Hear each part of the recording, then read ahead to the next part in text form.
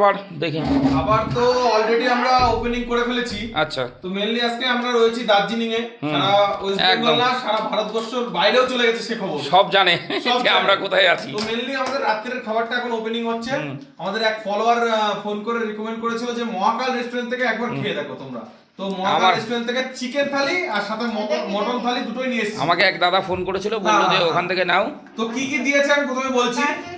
এই যে প্রথমে দিয়েছে কিন্তু এই যে পাপড় ভাজা, আচ্ছা সাথে হলো সাদা রাইস, এই যে সুন্দর আলু ভাজা, বেগুন, আর এদিকে রয়েছে কিন্তু সোয়াবিন, আচ্ছা ডাল, আর এই যে 7000 ফিট উপরে বসে এখন কিন্তু খাবো এই যে নারকেল পিস, এই যে নড়ছে, তার সাথে দিয়েছে চাটনি। আচ্ছা এখানে কিন্তু শেষ নয়, মাত্র 200 টাকার থালি আপনাদের 270 টাকার থালি আপনাদের দেখাচ্ছি।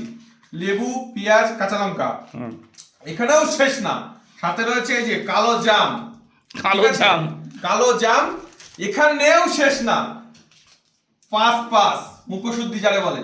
তো এই সব কিছু নিয়ে কিন্তু আমরা দার্জিলিং এ রাত্রেবেলা প্রথমবার ডিনার করছি।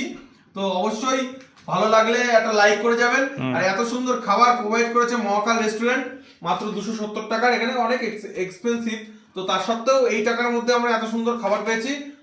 মহাকাল রেস্টুরেন্টকে ধন্যবাদ জানাবো। আর খুব ভালো লাগছে রাত্রিবেলা দীঘা বলছি কেন, বলছি দার্জিলিং এ বসে যে এত সুন্দর খাবার খাচ্ছি, মন একদম খুশ। খাজানা আমরা পেয়ে গেছি অলরেডি, খাজানা কমপ্লিট, খাজানা আমরা পেয়ে গেছি। ব্যাস।